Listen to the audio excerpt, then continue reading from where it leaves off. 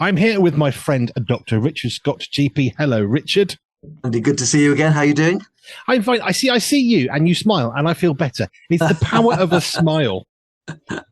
Well, funny enough, in church on Sunday, we've had a word with I'm part of the worship team, and one girl has got a world-class smile and uses it all the time. And another singer is very rarely smiling, but when she does smile, it's $1 million.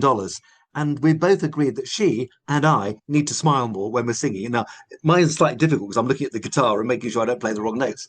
But she just needs to smile more. And she did it this week, and it made all the difference. It cheers people up, and why should we not be cheerful when we're worshiping God? Amen. And I think doctors should have a special prescription pad with a little happy face and a smile. There you go. Redesign the Yes, absolutely. Good. From the ground up, starting with a smile. Right. Now, we look at all sorts of topical things in the news. We answer listener questions when they come in, which is fine. If you've got one of those, and I've got one for you for next time, then you can do so. You can email them to us at hello@pure247radio.org. hello@pure247radio.org. We always anonymize it anyway, and I'll put your questions to Richard, so you've got one coming in the future. So let me start with this one really quickly. So we went out. We're at Three Peaks, Yorkshire. Midges were everywhere. I was trying not to get too wound up by it because they were prolific, because unfortunately we were on the furthest part of the field next to a little bit of water. Of course, that's perfect. So I now have little red blobs over me because at one point I thought, no, I'm not going to keep waving my arms like a lunatic. I'm just going to be calm. At which point the heavens opened with midges, and I've now got lots of little red dots that are still appearing as they heal. Why do they itch so badly? Oh, well, because it releases a little poison. That's the first thing. And secondly, the bite itself stimulates. There are so-called itchy substances like histamine within the body, and there are certain insects and plants like nettles, for example, that stimulate the intrusion of either the plant or the insect liberates itchy substances, and which we then make worse by rubbing, of course, but we can hardly stand it. What you need is histamines and some calamine lotion. That's very good for spreading on, a bit like we use for kids with chickenpox, to reduce itch. So calamine and antihistamines. Yes, indeed. I actually found that I'm now bleeding. I didn't know that I was scratching, because at one point I thought, oh, what's that? And I rubbed, not with my nail, and I thought, oh, that's not good. Now it feels wet. And I looked and thought, oh, it's bleeding. So, yes, I've got quite a few of those, because at one point I thought, I'm going to stop waving my arms. I'll be calm. And then, of course, they just went ballistic on my arms. But hey-ho, antihistamine, yeah, I always take those just in case. It does help. So where would you like us to go tonight? Well, again, you talk about papers. I've read something which I think is amazing. And often we talk how we love it when scientists discover something else about God's design, which is just extraordinary. And this one involves bees and snapdragon plants. And I think the listeners will like this one. So we'll start with the plants. Now, we know that plants, generally speaking, are well known to respond to their environment. They turn to light, and they respond to temperature by growing faster in the heat. And some plants, like Venus flytraps, even respond to touch. But there's been a new study from both Spain and Australia, turning up something which is, frankly, it's magical, like being in a children's book. So I hope I've got people's attention. And here it goes.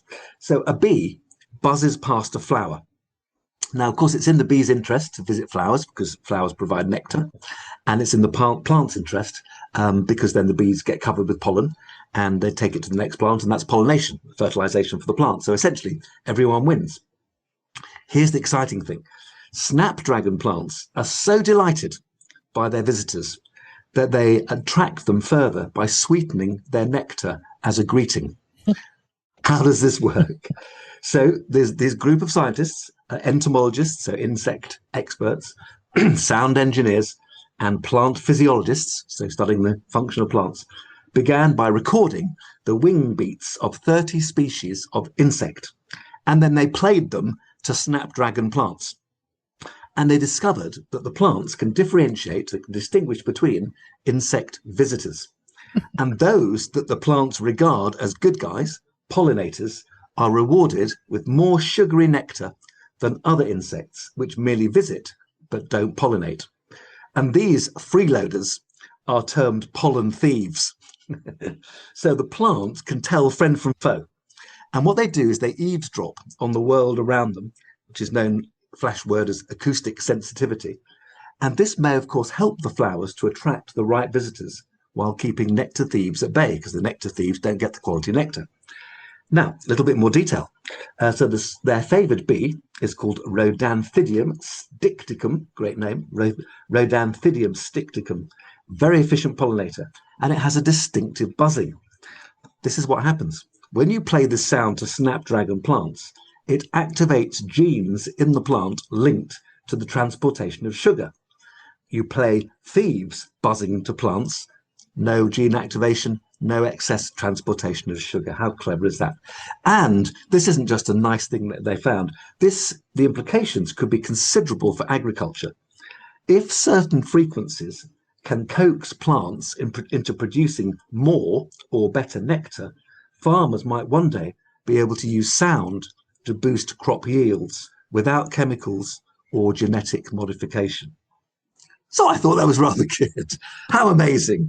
This is a symbiosis, plants and animals working together symbiotically within creation from our creator God. And isn't it great when we learn how this fits together? Hats off to the scientists. This is very clever.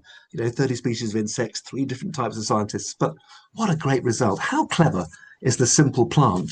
No, not so simple. Not so simple, it seems. Now, this brings me to my main point today, which is a bit less encouraging, but I think fits together. And really, it's by means of an apology. Now, the listeners may be aware that I'm due to retire in less than a month. I will no longer be a doctor, and I'll simply join the ranks of those who use the NHS as a patient. Currently, I'm a patient and a doctor, but in the future, I'll just be a patient. But currently, I've got both hats on. And so I've been following the news about junior doctors in the UK once again considering strike action, despite receiving a pay rise last year. And the government are already offering them 4% and a £750 one-off payment, which of course is more than the other staff in the NHS, more than nurses, more than other staff, which will undoubtedly lead to greater discontent in the rest of the workforce. Now, as a doctor, I understand that doctors' wages have fallen in real terms over the years, but further strike action will just cause trouble for patients, naturally, and also reduce doctors' standing with the public, who, maybe like me, are troubled by our extremely politically savvy negotiators for the BMA, who seem frankly driven by what they can get. So how does that link to snapdragons and bees? Well, there is a link, and this is what I think God has given me. You see, God's design, going back to the bees and the plants, is not only wonderful, but balanced, so that both plant and animal benefit. Intruders, in other words, insects that take but do not give, are discouraged. Here's the analogy. Patients presenting to a GP are like bees coming to a flower. We're the flower, and I do my best medically and hope the patients generally leave satisfied and in a better condition than in which they came. But the benefit is two-sided. I get a salary and professional satisfaction and even, usually, some joy from doing a good job. This is balance. This is mutual benefit. And it should, of course, apply in whatever job we do, whatever work God has led us to. And I think striking, as doctors look like they're going to do for more pay, yet more pay, threatens this balance. It's like a plant demanding more pollination, yet withholding nectar from the bees who are desperate for food. And the system breaks down. And in fact, the whole food chain will break down, because if pollination stops, all crops stop and we all starve. The analogy with the medics is that the medical strike will have wide effects, not only within the NHS, but also well beyond the NHS into other areas beyond health. So really, Andy, on our radio show, I just want to apologise on behalf of my medical colleagues. Yes, I had a certain sympathy last year, first time round, not now. Fairness is a biblical concept, and greed is heavily condemned, as is failure to look after the vulnerable, which of course is what will happen if we strike. God's design, however, by contrast, is immaculate. Man's interventions are not. Nature has so much to teach us, and what we need, a bit like the plants being sensitive to the world around them, we need to use our ears and our eyes and our minds and learn from God's balance in the world that he's supplied around us. Thought for the day. It's a big thought for the day. I always have this wrestle with striking as just a general principle, regardless of the reasons or the professional. I always struggle with it because if we're striking, they were saying, we demand more money, we demand better conditions. And sometimes, as you say, sometimes you can think, well, they have a point. But the problem is, at the same time, as you also say, what about the other side of the argument? If doctors get more money, nurses want to get more money, then the security want to get some more money, and then the doctors think we haven't got as much separation. We want, and on it goes. And where does it end? But I really like, as ever, what does God say about all this stuff? Actually, you're supposed to care for the vulnerable. And if you're sick, I mean, I had heart surgery last year. I was very vulnerable on that hospital bed. It's the most vulnerable I think I've ever possibly been, because I'm having to lie down. I've got nurses looking after me and doctors and all the rest of it. Well, if they all decide, no, you're on your own, I'm kind of screwed at that point, because I can't help myself, literally. And I think that's a really, really good balancing point. And my question always, when we have these strikes now, more and more and more, are the people who are supposedly benefiting from the strike, do they really agree with what's being asked that they should have now? Or is it more of an opinion of somebody else? Well, we think you should have this. Is there a benefit for them? I asked that question. I have no clue. So there's no political commentary. Right. I mean, not all doctors are behind this. And our BMA, British Medical Association, who the people who fight for doctors are so politically motivated that they do not speak for all the profession. And I suspect, although I haven't seen it yet because it's still early days, that there'll be less support from the, if you like, the ground force, people like me as a GP, for this strike than there was last year. Honestly, it's not even a year. Now, I know before my time, and I think 1971, there was a doctor's strike. And the conditions, I gather, were extremely poor in those days. And that was probably fair. And it hadn't happened before. And then, there wasn't one for many, many, many years. Not 2 years in a row like this one now. It's just too much. And it doesn't take into account all the conditions in the country and the fact that, very importantly, we need to bump up our defence because of, bad guys in the world around us. So there's so many reasons, leaving aside, winter fuel and all the other things that are important. I think doctors, they had something last year. It's bad form to have another go. I think that a secondary argument, I was at Christians Against Poverty recently. We did a whole day of interviews. I didn't know it was quite this bad, but they were saying something like 65% of people are in a deficit budget. So they start the month having done nothing wrong, no extremely lavish spending. They don't have enough for the month. And when people come along and say, we need more money, well, actually, probably you don't, because the people who already can't feed their children and heat their home for the month probably need more of a pay rise than you do, as much as you may have difficult situations. I struggle with MPs, salaries going up. And I heard a thing on, I think, Premier Radio that I can't remember the exact percentage, but they said that if there's a proportion of the population, quite a high proportion of the population, if they suddenly receive an unexpected £100 extra bill, are in real trouble. Yes. I'm not, as a doctor. Being blunt, I'm not in trouble if I get an extra bill. It's a mild irritation. For many people, that's very serious. And doctors should know that. That I just think is unacceptable. So I really just wanted to apologise on the small forum. Thank you for giving it to me. That I have to say, it's not great. Sorry. Yeah, I have all sorts of thoughts. I don't know where. I'm always trying to be careful about not having an opinion, but I actually don't know that I even have an opinion that I'm trying to hide on this one, because I think, well, striking usually becomes because of dissatisfaction or poor working conditions or whatever. But as a nation, we're pretty broke. We're not the Great Britain that we'd like to think we are. And when people are going into something like you say, if you have £100 bill, we're done. I don't think any pay rises are really eligible for pretty much anybody, really, unless you're actually in that situation where you're thinking, I already haven't got enough money. When I can't buy my kids shoes, they're having to just wear socks to school. I mean, I've been in a school where that happened one time. It's shocking to consider in the UK, but we do have extreme poverty, and it is a very real problem. And at a time when we're suddenly giving, and this is great news, 500,000 more hungry children free school meals. Wonderful. That's great. That is a good use of money. And I'm afraid giving doctors more is not. So we've said it here, but I think the balance, that God shows us, and this is just another wonderful example in nature. It struck me because I was thinking, I really want to say something about doctors, but I'm not quite sure how to lead in. And suddenly, oh my goodness, that has to be the lead in. God has shown us how to balance things and get it right, and we just haven't here. Let's just take a slightly different tack. So the winter fuel payments, if you're listening, you're thinking, what's that about? So when COVID happened and there were all sorts of problems with people losing jobs and money, the government said, right, if you are on benefits or of a certain age, then we're going to give you a bunch of money and it'll help you to buy fuel for the winter, because in the UK we have very cold winters and very hot summers.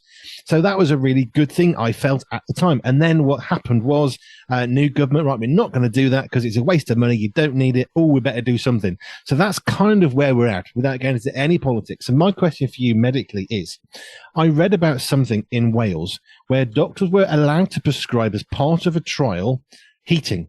So literally they'd write a prescription that said, right, you've now got unlimited gas or unlimited electric. Would it make a difference overall? Because it's not as simple as paying for electric and gas, because if you don't have electric and gas, you have a damp house, then you have potentially pneumonia or all sorts of serious conditions. And so are we going to save money? Now, I don't know the outcome of that. I would like to think it was probably quite positive. I did read one person who said, for the first time in my life, I can put the heating on. I can get rid of the mold in the house, which is only here because you can't afford heating, because they've now given me unlimited gas, basically, in electric. I can put the lights on when it's dark. I can put the heating on when it's cold. I can turn the heating up.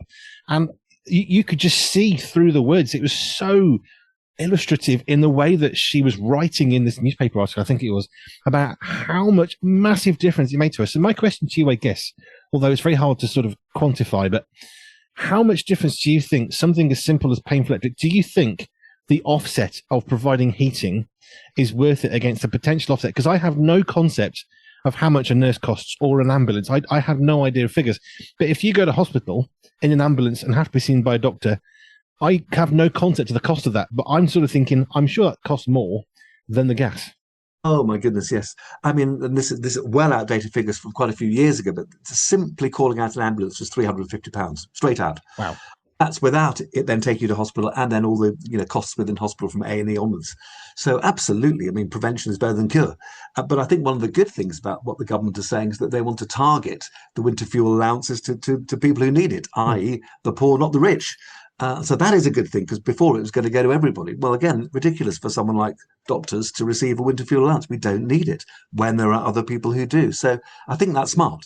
And I think lots of these payments, in a country that isn't that well off these days, need to be much more smartly done, tailored to people who need it, and absolutely not to people that don't.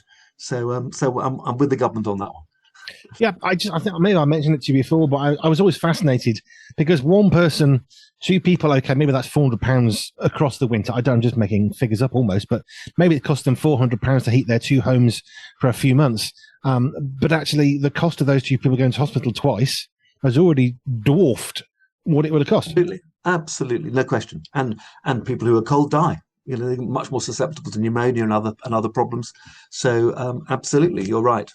So yeah, it'll be interesting to see how we use. We just need to be smarter using our money. And I have to say, giving it to doctors, I don't think is the right thing to do. Fair enough. Not so much I can say. You think you have the right to say that as a GP of some experience? I'll leave that one there. The other thing I was thinking about the bees and the flower. I love how that works. It baffles my mind. It's so clever. It's just so clever, isn't it? It's unbelievably amazing. How do you describe that? Because if we can use sound in that way, we know sound is very evocative to us humanly. It's very evocative. If you want to trigger a memory in somebody, then you will potentially use sound that they've heard or something, that sort of thing, or a smell. So that some of these emotions and senses can be incredibly powerful. So it's no wonder that animals and us and flowers have some similar design, by God. But what struck me was that the flower somehow is able to differentiate between different types of buzzing, because I can hear a wasp, I can hear a hornet, because we get those sometimes here. I know what a fly sounds like, a fruit fly, as opposed to a dying fly. So there are some sounds that my limited brain can compute. But that's like next level audio something. Yeah, because not only can you compute what it is, but it changes something inside you to, it's changing the plant. So yes, it is extraordinary. I look forward to sitting at God's feet one day and say, "Oh, tell me some more stuff that has not entered the newspapers." Just and there'll be so many, and you go, "Oh wow, that is an extraordinary design." It'll just be a wonderful masterclass. I totally aside. I remember watching something about it was one of the most powerful microscopes in the world that can find such things that are so infinitesimally small, and they said we can't see enough because when was it not quite an atom size, but it wasn't far off. But we can see things moving in there, but we can't zoom in far enough to see what the heck they are. What we know is this simple one cell thing is not a single one cell thing because there's things moving like cogs and stuff. And we can't zoom in any further to see what it is we're looking at. And it's phenomenal. Well, I mean, people might think that a single-celled organism is less complex than us. Well, it is. But you look at this within the cell itself, the cell has to have amazing complexity to work. Yeah. So there may not be lots of cells working together, but the cell to work has to be extremely efficient. And it is amazingly complex what's in there. In these organisms. Astonishing. I'm wondering, the doctors wanted more money here in the UK. Okay, just one quick thing. So what would be a junior doctor? That's what this is about. Whereabouts are they in their career? Oh, well, junior doctors are everybody who is not a fully fledged GP or a consultant. Now, when I was training, it took a long time to be a consultant. Now it's a lot quicker, but it still takes you a good 7 years after qualification. So 5 years at medical school, 7 years after qualification. GP, you can do a bit quicker. You can do that in 3 years, or that's the minimum. Many people take a bit more, but you can do that 3 years after qualification. So a junior is someone who hasn't reached the pinnacle, which is either general practice, proper salaried doctor, or even a partner, or a consultant. Everybody else is a junior. Okay. So we talk about the NHS here in the UK, which it might sound a bit strange to other nations. I know America has private healthcare. We have limited healthcare that's private here. And basically it's NHS, National Health Service, which means that basically you go to a hospital and they will treat you. You don't have to pay. Well, parking, but that's about it. I went in recently. I saw a surgeon. They gave me some medication and I didn't pay for the first bit. And then I go to a pharmacy later and I have to. That's the NHS. And parts of that are stunning. I think sometimes, not just we take it for granted, I think we forget that the NHS is not just an institution. It's actually part of the UK because the health of the nation rises and falls with the NHS. So we can't just isolatedly say, well, it's the NHS, it's over there, because actually it's part of the system, if you like, of the United Kingdom. It's part of how we function. And you can't just write it off and say, well, it's too expensive or it's not enough. And well, you need to pay for this and you don't need to pay for that. Like dentistry, if you have a bad tooth, it's going to affect all sorts of things. And they got that out the NHS because it was expensive. I get that. But then you have other problems. I've had a number of friends who've had problems with teeth, couldn't see a dentist, ended up in hospital, having to have all sorts of problems and ambulances because they couldn't get to a dentist. So all of these things have massive knock-on effects, like not putting your heating on. So I don't know what your thoughts are about the NHS because you've been working for it in different capacities. But I think the thing for me is I think about the NHS and what it is, what it does, how it functions. I don't think it's part of the UK in terms of it's not a real living thing. But I do think we can't just in an isolated way say, right, well, for example, I've heard this recently. If you're fat, you can't have the NHS. Well, do you know what? That person's paid for that NHS too. And that's not your right to say no to that, actually. If they've chosen to live that way, because you've chosen to not live that way, potentially, maybe not. But I don't know what your thoughts are on the NHS generally as part of the heating needs of older people or as part of hope for people with mental health. I mean, it infiltrates everything. And it's a massively complicated question and a bit of a ramble. It is a complicated question. I think it goes back to what I said about the winter fuel payments. I think we just need to be smarter how we treat people. And I think there are an awful lot of people, certainly who come my way in general practice, who don't need to. And I think that needs a little bit of discouraging, arguably by charging a small fee, which you waive for the very poor. And that way, that would discourage some people, and it would also mean that you get extra money in, which you can then use for your heart disease and everything else. Personally, that's the route I would go along.